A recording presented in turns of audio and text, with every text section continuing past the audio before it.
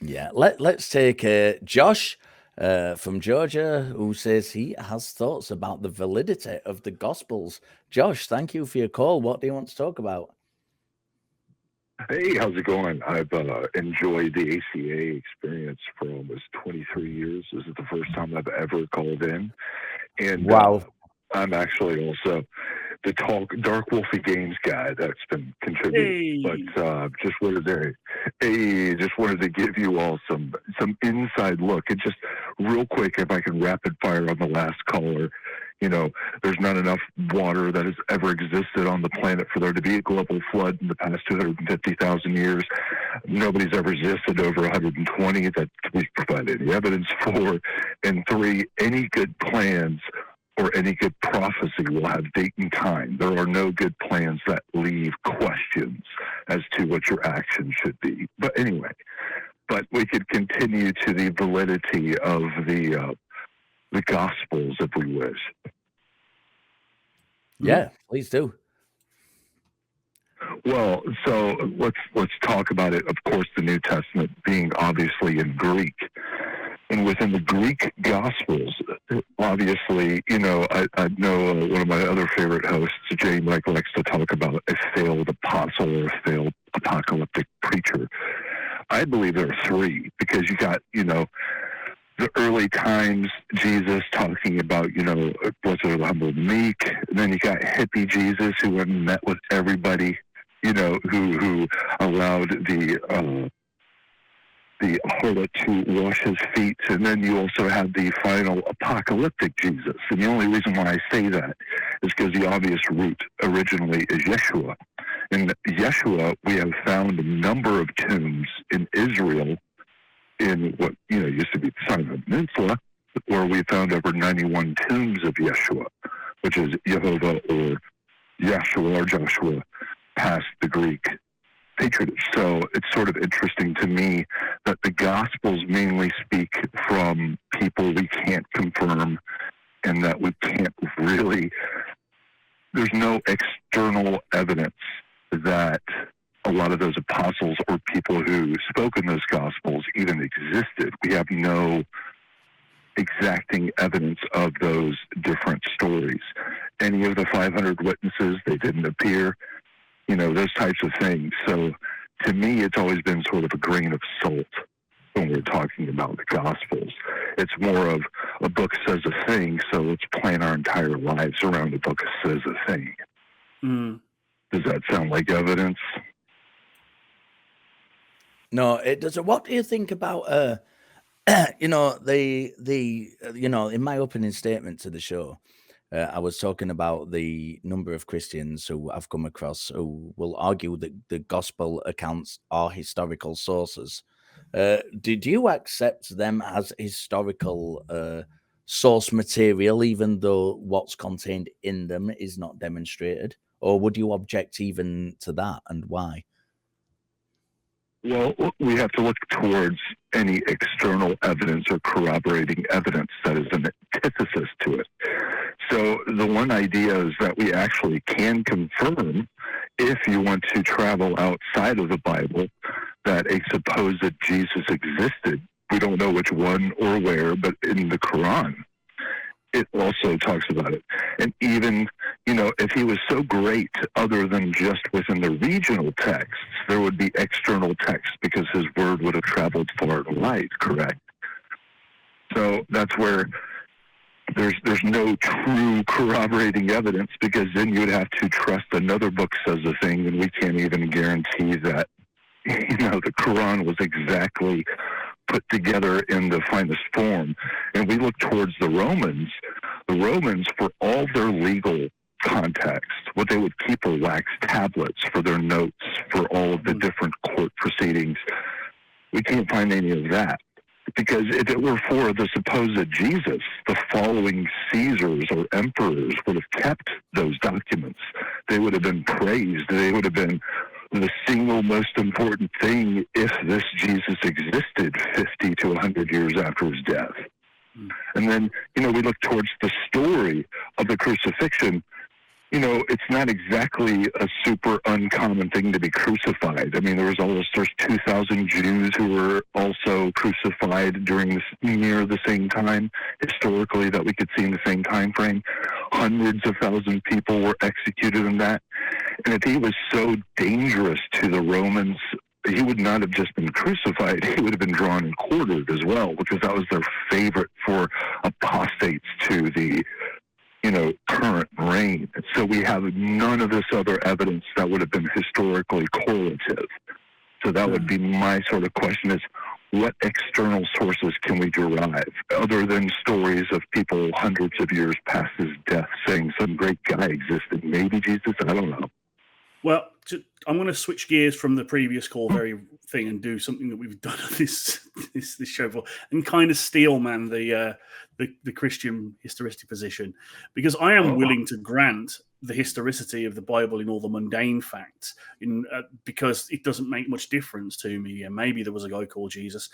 A couple of reasons. One, all of history is based on incomplete documents, sometimes hearsay, sometimes just eyewitness accounts, which are very rarely reliable.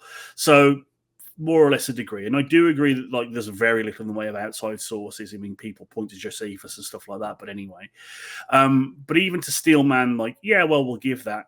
The one thing about the gospel specifically and the crucifixion story in particular that really gets me is that while you could justify that the inconsistencies between those stories, because there are several, are just omission or slight reinterpretations of the actual events. There's one particular thing, I can't remember which of the Gospels it is, I think it might be John, that declares that when the people go to the tomb, the rock is still in place, and then a great quake happens, or lightning, was it lightning or a quake, and they see the stone moved.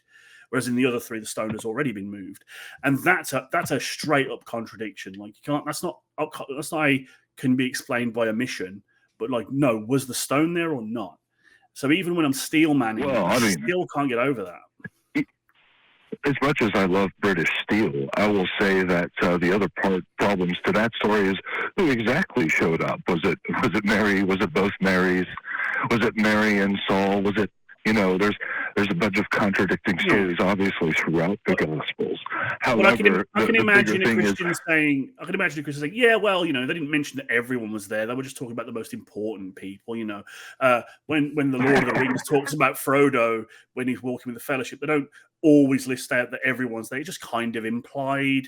So I can, like I say, I'm trying to get into the head of an apologist here. But that one fact, or that one contradiction of, is the stone there or is it not? That's not omission. That's not inference. We've already heard some wonderful apology about, how that because the book says a thing that, the Ottoman Turks who, in the 1830s already had a failing economy, already had a failing war effort. Their conscription is at the highest rate that ever was. Everybody was unhappy.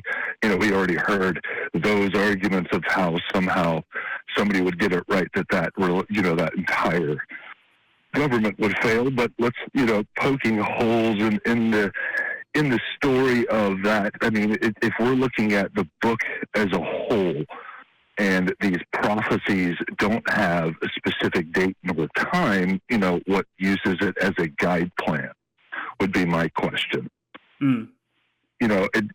Whether or not the book has a thing or has some even remotely historical texts, if the idea is to guide your life around it, if I need to know how to build, a barn, I'm not going to rely on some wonderful sophistry, poetry to help me plan for that. I've got to get angles, I've got to get joists, I've got to get all this other stuff. There's going to be some details we need that we just don't get, unfortunately.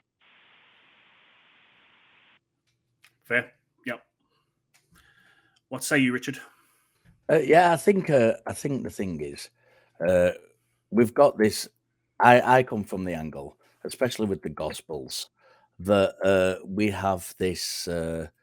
I think it's easy to kind of disprove the Gospel accounts just from coming from a psychological perspective, and we don't. Right. Even if we took the stories as gospel. I see what I did there. Even if we took the stories as true on the face value, sorry, Jamie. The thing is, we could disprove them for using psychology, because all of the accounts can be shown to be flawed. Using psychology, we can show that these accounts may have been and likely were, in fact, flawed psychological perceptions that were occurring, flawed memory. And even the psychology of the moment, that, you know, they had wax tablets, they had clay tablets, they had etchers who could etch in stone. The most amazing story of this man who sacrificed himself for the Israelites, who we can't even prove were in great number in Egypt, but that's a side story. So, you know, they had all of these tools to mark that down, and no one did it. Not even the Romans, when they made it their state religion, which, you know, is the only reason why Christianity exists today, or it would have been just some weird Hebrew cult back in the, you know, BCEs, right? So I agree. It's psychologically the most important event in the history of man, so-called. Nobody else got it down. And that someone is telling to me. Mm-hmm. I can agree. You know, there's, like I say, I could try and steal man as much as I can, but again, there's just so much stuff that just trips us up. Again, the British Steel, you're two of my 4 favorite hosts that have ever been on this program. I appreciate you giving me the time to ramble. And there's only ever been 3 in total. So, no, thank you. I appreciate that. I guess those were good. We appreciate that very much. And you guys living have in a great. Sheffield, I also appreciate the British Steel joke as well. Thank you for your call. Really do appreciate it. Thank you for calling. Hey, and stay calm. You'll be all right. I'm dropping you now. I'm dropping you for telling me to stay calm. No, listen, it's great that you found the time, Josh, to call after listening for so many years.